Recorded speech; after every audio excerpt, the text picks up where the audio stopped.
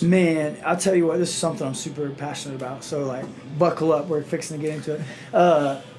Nothing hurts my heart more than to see somebody dedicate their entire life to a sport, make a lot of money, and then they, at the end of that, they don't have anything to show for it. They don't have any real assets, right? Because, like, what are we doing this for? Like, why are we fighting? And the answer is because we love to do it. But take fighting out of it. Why are you playing professional football? If would you do the same thing if it was free? No, you'd have to pay your bills.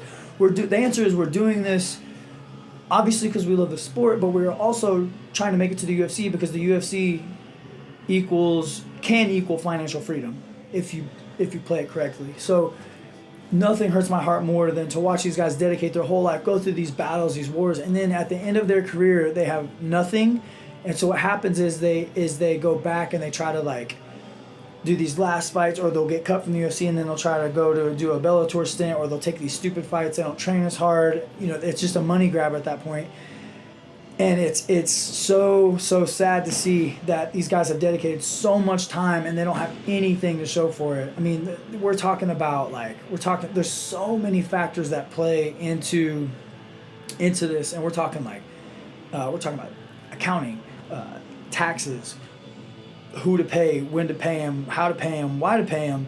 Like, yeah, this is a business. This is not a sport. This is a business. This is the fight business. And the sooner that the freshman and sophomore realize that this is not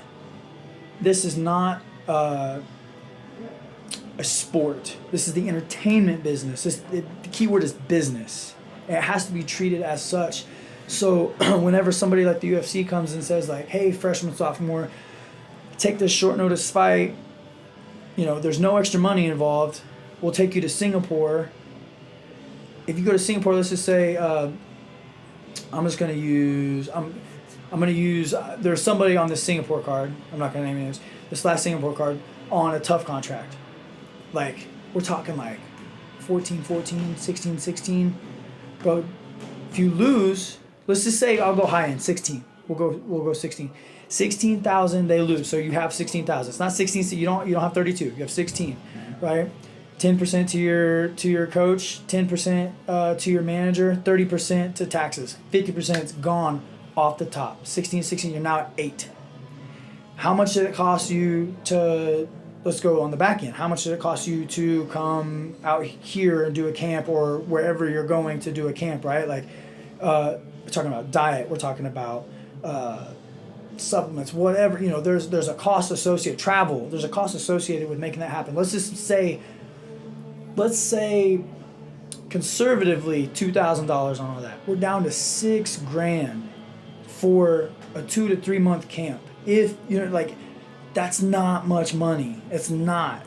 So for me, this is my rule of thumb for people. Like, I see a lot of guys that they have to work like a part-time job to make bills. So they work their part-time job, and then when they get to the UFC, they stop working. They're like, I'm going to dedicate all my time. No, like, keep working your part-time job to pay whatever your overhead is. If it's 2, 3, 4, 5,000, whatever that is, keep doing what you're doing. Use the UFC money, the extra money, to then invest. That investment should then pay you back, and you have to be smart with your investments. I'm big on real estate. Real estate is the only investment in the world that you can get top in and bottom in, and somebody else is paying your payment while you're doing it. So I'm really big on real estate.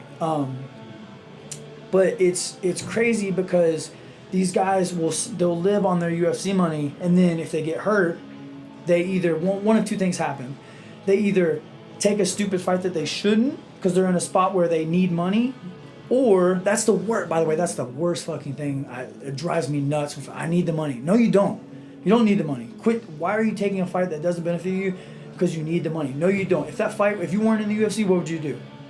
You would find a different way to make money. Like, money is not hard to come by. It's not. Like, it's just a mindset that you're lacking, right? So these guys, they take a short notice fight and they think they're going to get a favor back from the UFC.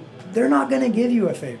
They're not, and that's not a shot on them. That's not a shot on the UFC. It's just the second that these freshmen and sophomores realize that nobody's going to do them a favor, and this is a business, the better off they're going to be, right? So they have to use that money, the UFC money, to then make more money. So then when you want to go buy the Rolex, the new car, all that shit, when you want to go buy that shit, you have to use it from the investment money, the profit. You bring it back in, not the initial money, not the initial investment money. That's where they fuck up at, is they want to use the UFC money. That's not yours. That's investment money. Then from the investment money, that's when you can go buy the Rolex. That's when you can go buy a new house. That's when you can go buy a new car. The whatever you know, the stupid shit that you want. But until then, these guys, and it's a grind. It's a process. Most of the people coming from, I'm ranting, by the way. I'm going way into this. So no, I love it. Most of the people in fighting come from low-income families or broken homes. So they've never seen money in their life. So these dipshits, somebody just made 10 and 10. They're going buying Gucci shoes. Bro, you just spent fucking 10% of your purse on a pair of shoes. Like, it doesn't make any sense. And then what's worse is they don't have anybody telling them, hey, dipshit, this doesn't make any sense.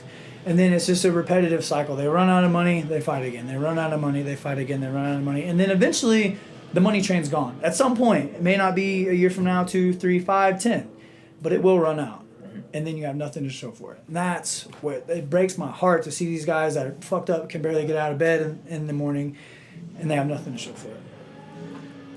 You just went full Gary Vee I did. for a minute. That was awesome. That's crazy. Thank you so much for watching. Please hit that like, share, and subscribe button. That helps us continue to produce this original MMA content and bring it for you every single week. Tune in to the MMA Plug presented by DenverSportsBetting.com on 98.1 FM, Mile High Sports Radio on Wednesday nights from 6 to 7 p.m. or live stream at DenverSportsBetting.com/radio.